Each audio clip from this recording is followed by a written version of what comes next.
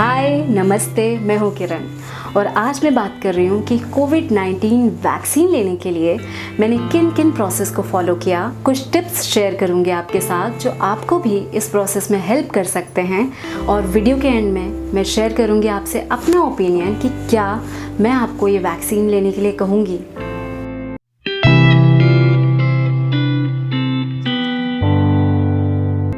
यहाँ मैं बात करती हूँ सेल्फ केयर, खुद से प्यार करने के बारे में। और आज की डेट में सेल्फ केयर यानी कोविड-19 वैक्सीन। तो चलिए शुरू करते हैं। इसी महीने यानी मई से ही 18+ का जो एज ग्रुप है उन लोगों के लिए भी वैक्सीन्स खोल दी गई। तो जैसे ही ऑनलाइन रजिस्ट्रेशन शुरू हुए मैंने भी अपना रजिस्ट्रेशन करवा लिया। मुझे इस वैक्सीन के लिए जो टाइम स्लॉट मिला वो था 4 मई का और टाइमिंग थी 1 से 3 बजे के बीच। तो जिस दिन मेरा वैक्सीन था उस दिन मैंने अपने पास अपना मास्क, सैनिटाइज़र, अपना आईडी प्रूफ जिसकी डिटेल्स मैंने जब रजिस्ट्रेशन किया था तो सबमिट की थी, वही सेम आईडी प्रूफ मैंने अपने पास रख लिया।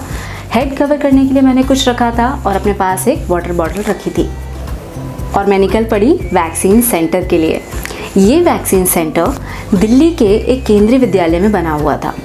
जैसे कि आप देख सकते हैं कि इस टाइम स्लॉट के लिए ऑलरेडी लाइंस लग चुकी हैं, ऑलरेडी बहुत सारे लोग आ चुके हैं। तो मैं आपको बताना चाहती हूँ कि ये जो लाइंस आप देख रहे हैं ये साइट्स के अकॉर्डिंग लगी हुई हैं। जैसे कि site number 1, site number 2, site number 3 and site number 4। मेरा साइट नंबर 2 था तो मैं साइट नंबर 2 की लाइन में जाके लग गई। तो जब आप रजिस्ट्रेशन करवाते हैं तो आपका जो कंफर्मेशन फॉर्म होता है उस पर ये साइट नंबर मौजूद होता है, जैसे कि आप मेरे फॉर्म में यहाँ देख सकते हैं। लेकिन ज़रूरी नहीं है कि आपके फॉर्म में ये साइट नंबर होगा ही। मेरे पिताजी और मेरी माँ ने भी अभी ये वैक्सीन करवाई है तो उनके फॉर्म पर भी इस साइट जैसा कुछ भी मेंशन नहीं था। लेकिन अगर आपके फॉर्म पर ये साइट्स मौजूद हैं, ये मेंशन है, तो अच्छा है कि आप इसको याद करके जाएं, क्योंकि आपसे वहाँ पर कई बार पूछा जाएगा कि आपका साइट नंबर क्या है। उसी के अकॉर्डिंग आपको इंस्ट्रक्शंस दिए जाएंगे। तो लाइन में तकरीबन 10 से 15 मिनट खड़े होने के बाद उन्होंने हमें एक एक करके अंदर बुलाया। अंदर आने के बाद हमें रूम नंबर A के बाहर वापस लाइन लगाने के लिए कहा। ये जो लाइन थी वो वेरिफिकेशन के लिए थी कि जो हमने रजिस्ट्रेशन करवाया था उसको वहाँ पे वेरीफाई किया जाना था। तो जो वेरिफिकेशन ऑफिसर थे उन्होंने मुझसे मेरा आईडी दिखाने के लिए कहा और मुझे चिट दी। इसके बाद उन्होंने मुझे रूम नंबर B में जाने को कहा। B रूम के बाहर वापस से एक और लाइन लगी हुई थी और अंदर जैसा कि मैं देख सकती थी एक क्लासरूम था। क्लासरूम के अंदर काफ़ी बीच में स्पेस देकर साइट नंबर 1 वालों को इधर और साइट नंबर 2 वालों को इधर वैक्सीन्स दी जा रही थी। तो मेरा साइट नंबर 2 था, मैं साइट नंबर 2 की तरफ गई और जब मुझे वैक्सीन दी गई तो जिन्होंने मुझे वैक्सीन दी उन्होंने मुझे कहा कि हो सकता है कि आपको आने वाले दिनों में हल्का फीवर हो या सर दर्द हो तो आप एक पैरासीटामोल ले सकते हो। और जहाँ पर मुझे वैक्सीन लगी थी हो सकता है कि वहाँ पर थोड़ी स्वेलिंग आ जाए या दर्द हो, तो इसके लिए मैं आइस पैक इस्तेमाल कर सकती हूँ। ये सारी इन्फॉर्मेशन उन्होंने मुझे दी। इसके बाद उन्होंने मुझे रूम नंबर C में जाने को कहा। रूम नंबर C में जो ये वैक्सीनेटेड लोग थे उनको थोड़ा सा स्पेस देकर बैठने के लिए कहा गया था। हमें तकरीबन 10 से 15 मिनट बिठाया गया और फिर घर जाने के लिए कह दिया। काफ़ी दिन गुजर चुके हैं और मुझे किसी तरीके का कोई फीवर या सिर दर्द वगैरह नहीं हुआ। लेकिन हाँ, जहाँ वैक्सीन लगी थी वहाँ थोड़ी सी स्वेलिंग हुई थी तो मैंने वही आइस पैक का इस्तेमाल किया और मुझे उससे काफ़ी हेल्प मिली। मैंने ऑब्ज़र्व किया कि ये जो रजिस्ट्रेशन से लेके वैक्सीन लगने तक का प्रोसेस था बहुत ही स्मूथ था और बहुत ही वेल ऑर्गेनाइज था और बहुत क्विक था।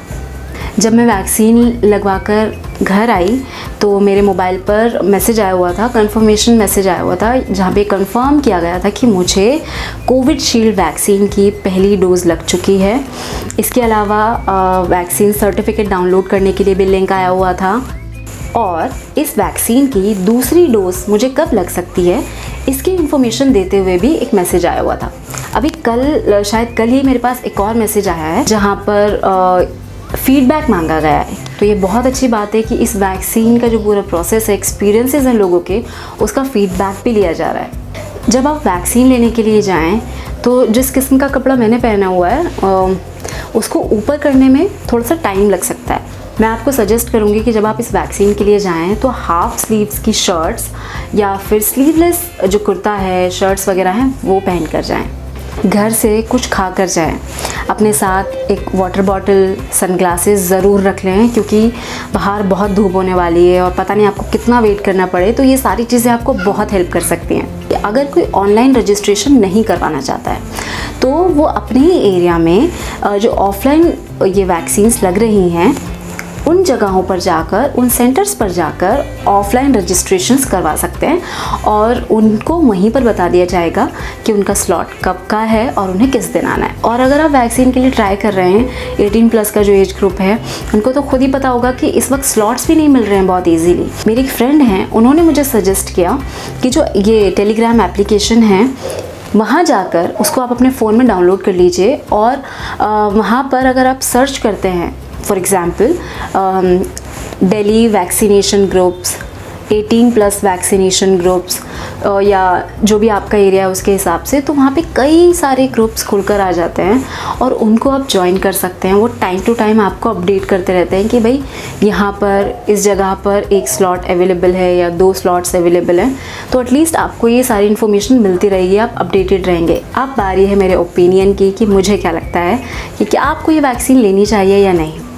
आपको ये वैक्सीन नहीं लेनी चाहिए, इसका कोई भी एक वैलिड रीज़न मेरे पास नहीं है, लेकिन आपको ये वैक्सीन क्यों लेनी चाहिए और ज़रूर लेनी चाहिए, इसकी एक पूरी लिस्ट में बना के आपको दे सकती हूँ।